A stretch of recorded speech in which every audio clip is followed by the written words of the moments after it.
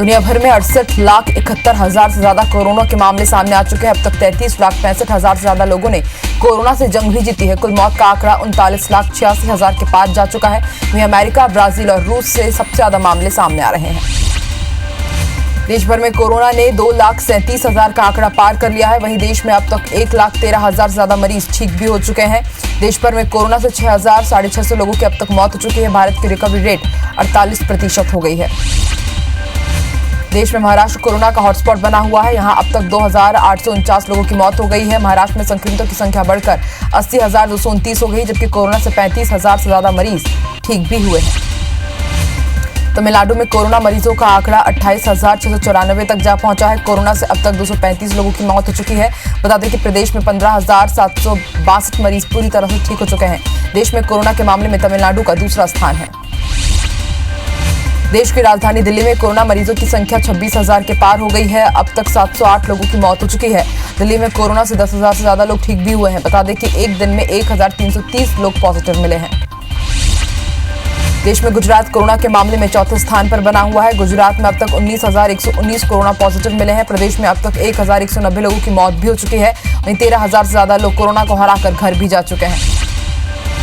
Raipur AIIMS में corona positive व्यक्ति की मौत हो गई है। एम्स प्रबंधन ने ट्वीट कर इस बात की जानकारी दी है। बीते दिनों ब्लड कैंसर की शिकायत पर युवती को जगदलपुर से रायपुर के निजी अस्पताल में रेफर किया गया था, जहां उसकी कोरोना टेस्ट पॉजिटिव पाई गई थी। हालत बिगड़ने पर उसे 1 जून को रायपुर एम्स रेफर कर दिया गया था।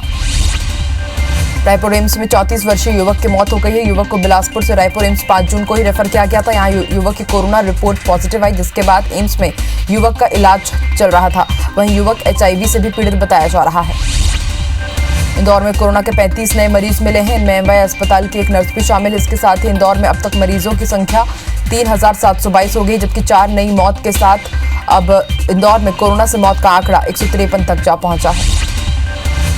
MP के नीमच में तेजी से संक्रमितों की संख्या बढ़ रही है। नीमच में 19 नए कोरोना मरीज मिले हैं। नीमच में 24 घंटे में 19 नए कोरोना मरीज मिलने से हड़कंप है। जिले में अब संक्रमितों का आंकड़ा 311 तक जा पहुंचा है। वहीं अब तक 5 मरीजों की मौत हो चुकी है। 138 लोगों ने कोरोना को हराया भी है। झाबुआ से कोरोना से राहत देने वाली खबर मिली है। यहाँ 3 मरीजों को डिस्चार्ज के बाद झाबुआ जिला कोरोना संक्रमण से मुक्त हो गया है। जिले में कुल 13 मरीज थे। 1 मरीज के इलाज के दौरान मौत हो गई थी। सरगुजा जिले के उदयपुर ब्लॉक में 5 कोरोना के नए मरीज मिलने से अंबिकापुर में अब संख्या 66 हो गई है। नए संक्रमित मरीज श्रमिक हैं जो विशाखापट्टनम, महाराष्ट्र और नेपाल से लौटे हैं। इन मरीजों की कॉन्टैक्ट हिस्ट्री तलाशी जा रही है। इधर संक्रमित मरीजों को कोविड-19 में दाखिल कराया गया है, जिसे देखते हुए हॉस्पिटल में बेड कम पड़ने की आशंका है। रायपुर के मंदिर हसौद थाने में एक हवलदार कोरोना पॉजिटिव पाए जाने के बाद थाने को सील कर दिया गया है। TI समेत पूरे स्टाफ को थाना परिसर में ही आइसोलेट कर दिया गया है। बताया जा रहा है कि थाने में पदस्थ एक हवलदार पिछले कई दिनों से बीमार था। उसका सैंपल लेकर के जांच करवाया गया तो पॉजिटिव आने के साथ पूरे थाने में हड़कंप मच गया।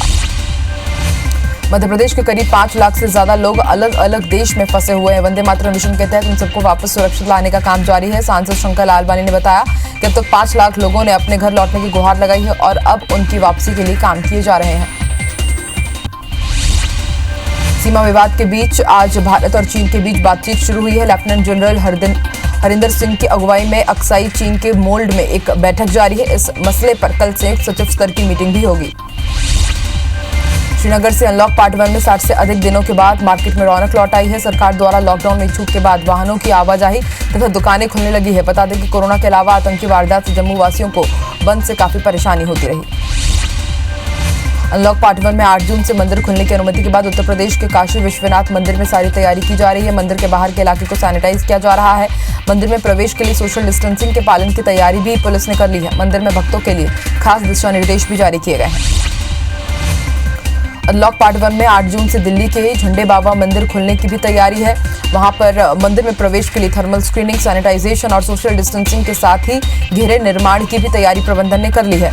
पुलिस ने व्यवस्था बनाने के लिए बैरिकेडिंग भी कर ली है। मंदिर में भक्तों के लिए खास दिशा निर्देश के बोर्ड भी लगाए गए हैं। उत्तर प्रदेश के प्रयागराज त्रिवेणी संगम में चंद्रग्रहण के बाद भक्तों ने आस्था की डुबकी लगाई। अलग अलग राज्यों से बड़ी संख्या में श्रद्धालु विशेष रूप से चंद्रग्रहण के बाद मां गंगा की आराधना करने के लिए पहुंचे थे। श्रद्धालुओं ने बताया कि चंद्रग्रहण में गंगा स्नान के बाद दान करने से विशेष फल प्राप्त होता है। विष्णुदेव साय ने आज छत्तीसगढ़ बीजेपी अध्यक्ष की कमान संभाल ली है। दोपहर को बीजेपी के दफ्तर एकात्म परिसर में बीजेपी नेताओं की उपस्थिति में साय ने प्रदेश अध्यक्ष पद की शपथ ली। बीजेपी नेताओं ने उन्हें बधाई दी। ताजपोशी के बाद विष्णुदेव साय 3 बजे मीडिया से मुखातिब होकर अपनी रणनीति भी साझा कर चुके हैं। छत्तीसगढ़ में सरकार की तरफ से कोरोना संक्रमण से बचाव को नेता प्रतिपक्ष धर्मलाल कौशिक ने नाकाफी बताया है। कौशिक ने मजदूरों की वापसी से संक्रमितों की संख्या बढ़ने को लेकर सरकार के प्रयासों पर सवाल उठाए। कौशिक ने क्वारंटीन सेंटर पर बदइंतजामी पर भी सरकार को घेरा। सेंटर की व्यवस्था के लिए पंचायतों को राशि देने की बात कही। मध्य प्रदेश में विधानसभा उपचुनाव को लेकर बीजेपी ने तैयारी तेज कर दी है। बीजेपी ने 24 विधानसभा क्षेत्रों में प्रभारी नियुक्त कर दिए हैं। सभी सीटों को जिताने का जिम्मा बीजेपी ने चुनावी मैनेजमेंट के माहिर नेताओं को दिया है। बीजेपी नेता ज्योतिरादित्य सिंधिया ने कांग्रेस को नसीहत दी है। उन्होंने कहा कि कांग्रेस उनकी चिंता ना करे, ये वक्त राजनीति का नहीं है बल्कि जरूरतमंदों की मदद करने का है। सिंधिया ने कहा कि वो किसी भी राजनीतिक लाभ या महत्वाकांक्षा के लिए बीजेपी में शामिल नहीं हुए हैं। मध्य प्रदेश में शराब दुकानों को लेकर कांग्रेस ने सरकार पर हमला बोला है। पूर्व मंत्री पीसी शर्मा ने कहा है कि सरकार शराब को सोमरस बताकर बेचना चाहती है। पलटवार में वीडी शर्मा ने कहा कि कांग्रेस ने तो मध्य प्रदेश को मदिरा प्रदेश बना दिया था। मंदसौर गोलीकांड की बरसी पर कांग्रेस ने शिवराज सरकार पर निशाना साधा है। पूर्व मंत्री एवं विधायक जीतू पटवारी ने दिवंगत किसानों को श्रद्धासुमन अर्पित किए। पटवारी ने 6 किसानों की जान तथा अनाज खराब होने को लेकर लिए सरकार को घेरा। अनाज प्रबंधन पर केंद्रीय मंत्री पासवान ने भी माना कि इंतजाम सही नहीं किए गए हैं। पटवारी ने सीएम को कहा कि प्रदेश का किसान दुखी है। केंद्रीय राज्य मंत्री रेणुका सिंह के बयान पर भरतपुर सोनहत के विधायक गुलाब कमरो ने कड़ी प्रतिक्रिया दी है। विधायक गुलाब कमरो ने रेणुका सिंह के उस बयान की निंदा की है। भूपेश बघेल अपनी गलती को दूसरे के ऊपर थोपना चाहते हैं। गलती भूपेश बघेल नहीं बल्कि प्रधानमंत्री नरेंद्र मोदी कर रहे हैं। केंद्र सरकार ने सभी राज्यों के लिए 36,400 करोड़ का जीएसटी मुआवजा जारी किया है। इसमें केंद्र ने छत्तीसगढ़ के लिए जीएसटी का बकाया 1116 करोड़ की राशि जारी कर दी है। पिछले दिनों प्रधानमंत्री नरेंद्र मोदी के साथ बैठक में मुख्यमंत्री भूपेश बघेल ने मुद्दा उठाया था। जीएसटी मंत्री टीएस सिंहदेव ने भी वित्त मंत्री को पत्र लिखकर राशि की मांग की थी। मध्य प्रदेश में पुलिस विभाग में राजनीतिक हस्तक्षेप में डीजीपी परेशान हो गए। डीजीपी ने पुलिस इकाइयों को पत्र लिखा है। उन्होंने कहा कि सरकार बदलने के बाद राजनीतिक सिफारिश बढ़ी है। ये मुद्दा प्रदेश में सरकार के रवैये पर सवाल खड़ा करता है। लॉकडाउन के दौरान जबलपुर में पोषण आहार वितरण में लापरवाही सामने आई है। एनजीओ विकास संवाद द्वारा किए गए अध्ययन रिपोर्ट के मामले में खुलासा हुआ है। रिपोर्ट के अनुसार 67% गर्भवती महिलाओं को पोषण आहार नहीं बांटा गया है। संस्था ने 45 दिनों तक पोषण आहार वितरण व्यवस्था का अध्ययन कर रिपोर्ट जारी किया है। छत्तीसगढ़ में एमबीबीएस करने वाले डॉक्टर अविनाश दुखवानी ने हाईकोर्ट में याचिका दायर की। आरोप है कि एम्स छत्तीसगढ़ में बाहर से एमबीबीएस करने वाले स्टूडेंट को पीजी में प्रवेश दिया जा रहा है, जबकि राज्य में संचालित होने वाले मेडिकल कॉलेजों में 50% सीटें राज्य के लिए रिजर्व रहती है। मामले में 1 हफ्ते बाद बिलासपुर हाईकोर्ट सुनवाई करेगा। अपीलीय कमेटी ने बिलासपुर बार काउंसिल अध्यक्ष सीके केशरवानी का निर्वाचन रद्द कर दिया है। कमेटी ने यह फैसला बार काउंसिल अध्यक्ष पद के चुनाव के दौरान केशरवानी के प्रतिद्वंदी उम्मीदवार रहे उत्तम पांडे की याचिका पर सुनवाई में दिया। सिंगरौली में बिजली विभाग की बड़ी लापरवाही सामने आई है। रिचकिन राम तिवारी नामक बिजली उपभोक्ता को खरबों रुपए का बिल थमा दिया गया है। इतना भारी भरकम घरेलू बिजली बिल का उपभोक्ता अंदाजा भी नहीं लगा पा रहा है। कुल मिलाकर ये मानवीय भूल का नतीजा लगता है। इंदौर में जिला प्रशासन ने रेडीमेड कपड़ा बाजार को भी खोलने की मंजूरी दे दी है। व्यापारियों को केवल सामान डिस्पैच करने की अनुमति मिली है। गाइडलाइन फॉलो करके ही सुबह 8 से शाम 5 बजे तक खोलने की अनुमति दी गई है। कोरोना वायरस के संक्रमण के मद्देनजर राज्य सरकार ने प्रदेश में दुकानों को खोलने के लिए समय निर्धारण किया है, लेकिन धमतरी जिले में प्रशासन के आदेश के बाद भी यहां के व्यापारी आदेशों को दरकिनार कर रात 9 बजे तक दुकान खोलकर रखते हैं। बहरहाल पुलिस की इस नियम को पालन कराने में कोई दिलचस्पी भी नहीं दिख रही है। अंबिकापुर मेडिकल कॉलेज अस्पताल में मरीजों के भोजन के नाम पर चल रहे फर्जीवाड़े को IBC 24 द्वारा खुलासा करने के बाद अब कार्रवाई शुरू हो गई है। कलेक्टर ने मेडिकल कॉलेज अस्पताल के स्टूवर्ड को भोजन व्यवस्था समेत सभी प्रभार से हटा दिया है। दुर्ग में बिना मान्यता के चल रहे हाईटेक सुपर स्पेशलिटी अस्पताल पर अब तक कोई बड़ी कार्रवाई नहीं हुई है। जिला चिकित्सा एवं स्वास्थ्य विभाग द्वारा सिर्फ नोटिस देकर खानापूर्ति की गई है। अधिकारी नोटिस के जवाब के बाद ही कार्रवाई की बात कर रहे हैं। उज्जैन में उन्हेल के कृषि उपार्जन केंद्र में भटकते किसानों ने देर रात उज्जैन जावरा स्टेट हाईवे जाम कर दिया। सैकड़ों किसानों का गेहूं तौलना बाकी है, फिर भी खरीदी केंद्र से उन्हें लौटाया जा रहा है। नाराज किसानों ने सड़क पर कांटे बिछाकर सड़क जाम कर दिया। पुलिस और अधिकारियों के मौके पर पहुंचने के बाद किसानों को शांत करवाया गया और जाम हटवाया गया। रायगढ़ नगर निगम एक तरफ तो माली हालत खराब होने का रोना रो रहा है, वहीं टैक्स रिकवरी के मामले में निगम जिंदल स्टील समूह के ऊपर मेहरबान नजर आ रहा है। निगम सीमा में आने के बाद भी नगर निगम अब तक जेएसपीएल से संपत्ति कर और निर्यात कर की वसूली नहीं कर पाया है। बता दें कि निगम को जेएसपीएल से तकरीबन 54 करोड़ वसूलने हैं, लेकिन 1 साल से ये प्रक्रिया अटकी हुई है। कोरोना वायरस का गर्भवती महिलाओं को ज्यादा खतरा है। डॉक्टर्स का कहना है कि गर्भावस्था के दौरान महिला की रोग प्रतिरोधक क्षमता कम हो जाती है। ऐसे में गर्भवती महिलाएं अपना विशेष ध्यान रखें, खान पान का खास तौर पर ध्यान रखें, पूरा पोषण आहार लें, ताजे फल सब्जी का सेवन करें। मध्य प्रदेश में झाबुआ के रामनगर में पानी से लोग परेशान हैं। यहाँ लोग जानवरों के साथ पानी पीने को मजबूर हो गए। ग्रामीण गड्ढे के पानी से अपनी प्यास बुझा रहे हैं। गांव में 7 में से 4 हैंडपंप खराब पड़े। IBC 24 के सवाल पर अधिकारियों ने दुरुस्त करने की बात कही है। बुरहानपुर के कंटोनमेंट एरिया में लोगों को राशन और अन्य सुविधाएं नहीं मिलने से लोगों की नाराजगी सामने आई है। शहर में शनिवार वार्ड में बने कंटोनमेंट एरिया में आक्रोशित लोगों ने आवागमन रोकने लगाए 3 सहित बैरिकेड हटा दिए हैं। मामले की जानकारी लगते ही CSP देवेंद्र यादव ने मौके पर पहुंचकर नाराज लोगों को शांत करवाया। शासन द्वारा लॉकडाउन में मनरेगा के तहत लोगों को रोजगार दिलाने का कार्य किया जा रहा है, लेकिन बालाघाट जिले के एक ग्राम पंचायत में मजदूरों की जगह मशीनों से काम लिया जा रहा है। वहीं अब ग्रामीणों की शिकायत पर SDM ने तहसीलदार को भेजकर खुदाई कर रही बिना नंबर की JCB मशीन और ट्रैक्टर को जब्त कर लिया है। सरगुजा में IBC 24 की खबर का बड़ा असर हुआ है। हमारे द्वारा मेडिकल कॉलेज अस्पताल के गेट के सामने प्रसूता के प्रसव मामले को प्रमुखता से दिखाए जाने के बाद प्रशासन और स्वास्थ्य विभाग ने संयुक्त टीम बनाकर मामले की जांच शुरू कर दी है।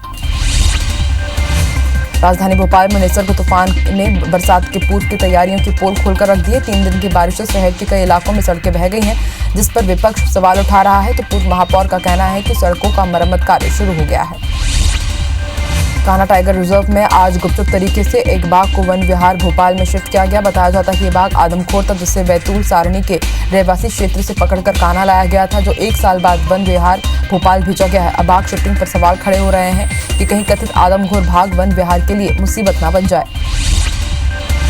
उज्जैन में महाकाल मंदिर में श्रद्धालु 8 जून से बाबा महाकाल के दर्शन कर सकेंगे। दर्शन का समय सुबह 8 बजे से शाम 6 बजे तक के लिए रहेगा, लेकिन बिना अनुमति किसी को भी प्रवेश नहीं दिया जाएगा। भक्त दर्शन की अनुमति एंड्रॉइड ऐप या फिर टोल फ्री नंबर में या फिर मंदिर काउंटर से ही कर सकेंगे। अयोध्या में भगवान राम के भव्य मंदिर निर्माण को लेकर भगवान राम की ननिहाल से 51 लाख रुपए का दान दिया गया है। बताया जा रहा है कि श्री राम मंदिर प्रबंधन समिति भव्य राम मंदिर निर्माण के लिए दान करेगा। चीनी के धूमा थाना क्षेत्र में 4 ट्रकों के बीच भिड़ंत हो गई। हादसे में एक व्यक्ति की मौके पर ही मौत हो गई, जबकि 5 लोग घायल बताए जा रहे हैं, जिन्हें उपचार के लिए अस्पताल में भर्ती किया गया है। घटना की सूचना के बाद धूमा थाना पुलिस मामले दर्ज कर जांच कर रही है। मुरैना जिले के जेबराखेड़ा गांव में जमीन विवाद को लेकर एक युवती की गोली मारकर हत्या कर दी गई। मृतक हिमांशु मुरैना कलेक्टर के स्टेनो का भतीजा है, जो शुक्रवार युवक थाने से जमानत पर रिहा होकर घर लौट रहा था, तभी आरोपी ने ताबड़तोड़ फायरिंग कर उसकी हत्या कर दी। पुलिस मामले की जांच में जुटी है। सीहोर जिले के श्यामपुर थाना अंतर्गत नदी किनारे एक महिला और बच्ची की लाश मिली है। लाश मिलने की वजह से इलाके में सनसनी फैल गई है। पुलिस शवों को पहचान नहीं करा पाई है, लेकिन घटना के पहले का एक वीडियो वायरल हो रहा है। वायरल वीडियो में बच्ची और महिला दिखाई दे रही है। पुलिस मोटरसाइकिल के नंबर के आधार पर अपराधी की तलाश में जुट गई है। सिमगा जनपद CEO रुपेश पांडे के खिलाफ पुलिस ने मामला दर्ज किया है। बताया जा रहा है कि CEO ने भीमराव अंबेडकर पर फेसबुक पर आपत्तिजनक टिप्पणी की थी, जिससे नाराज भीम रेजिमेंट ने CEO के खिलाफ पुलिस में शिकायत दर्ज करवाई है। वहीं शिकायत के बाद पुलिस ने CEO के खिलाफ मामला दर्ज कर लिया है। रायपुर के अवनी विहार निवासी डॉक्टर वर्मा दंपति के खाते से उड़ाए गए 7,70,000 रुपए पुलिस ने रिकवर कर दिए हैं। ठगों ने ऑनलाइन ICICI बैंक में अपने तमिलनाडु और उड़ीसा के SBI बैंक खाते में ट्रांसफर किए थे, जिसकी शिकायत के बाद साइबर टीम ने पैसा रिकवरी करने में सफलता पाई है। बालोद में किराना दुकान और गोदाम में आग लगी। आग से दुकान में रखा लाखों का सामान जलकर खाक हो गया। बालोद में डोंडी नगर इलाके में दुकान में लगी आग को बुझाने के लिए दमकल विभाग की गाड़ियां मौके पर पहुंच गई। विभाग द्वारा दुकान में लगी आग को बुझाने का प्रयास जारी है। रतलाम रेलवे स्टेशन के IOW ऑफिस के गोदाम में आग लग गई। आग से गोदाम में रखी लकड़ी जलकर खाक हो गई। बताया जा रहा है कि रेलवे स्टेशन के प्लेटफॉर्म नंबर 7 के पास गोदाम स्थित है।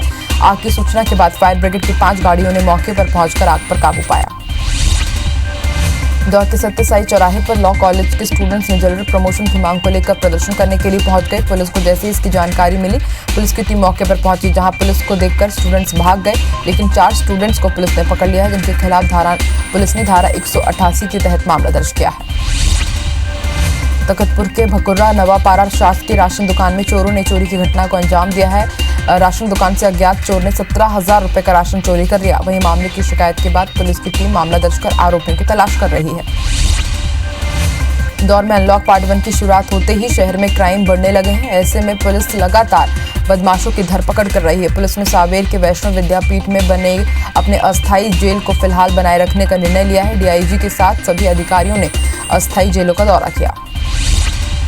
ग्वालियर के थाटीपुर थाना क्षेत्र के मैरिज साइट पर कम उम्र बताकर युवती ने इंजीनियर से शादी कर ली। वहीं युवती पहले से ही शादीशुदा बताई जा रही है। मामले की जानकारी लगने के बाद युवक ने पुलिस थाने पहुंचकर युवती के खिलाफ मामला दर्ज कराया। वहीं पुलिस ने युवती के खिलाफ मामला दर्ज कर जांच शुरू कर दी है।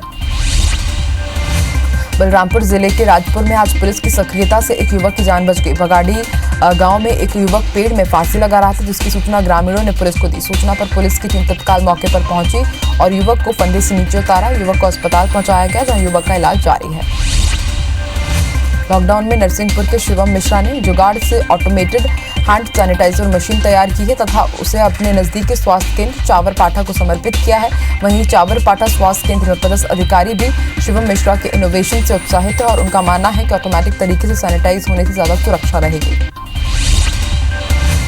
बैतूल में महेश पुंडे नामक युवक अपनी शादी को यादगार बनाने के लिए गमले में शादी का कार्ड प्रिंट करवाकर लोगों को आमंत्रित कर रहा है। कार्ड पाने वाले लोगों का कहना है कि पहली बार ऐसा ग्रीन कार्ड देखने को मिला। शादी में लोग महंगे महंगे कार्ड छपवाते हैं और बाद में रद्दी में फेंक दिया जाता है। ये कार्ड पर्यावरण के अनुकूल है, जो घरों की शोभा बढ़ाएंगे। पर्यावरण से प्यार करने की अनूठी मिसाल पेश की है मंडला के मनेरी निवासी कल्लोबाई और शालिनी ने। इन दोनों महिलाओं ने अपने अथक परिश्रम से वीरान पहाड़ी के 186 हेक्टेयर क्षेत्र में 2.5 लाख पौधे रोपकर फिर से उसे हरा भरा कर दिया है। दोनों ने पहाड़ी पर सागौन साल के साथ ही घने छायादार और कीमती पेड़ लगाए हैं। पथलगांव की एक समाजसेवी संस्था में कृत्रिम अंग लगवाने के बाद दिव्यांग अघन राम दूसरे दिव्यांग जनों के लिए प्रेरणा स्रोत बन गए हैं। दिव्यांग अघनु राम ने पोलियो पीड़ित ज्योति आराव सहित 2 अन्य लोगों के साथ बेंगलुरु जाकर कृत्रिम अंग बनाने का प्रशिक्षण लिया और अब वो आत्मनिर्भर बनने की दिशा में काम कर रहे हैं।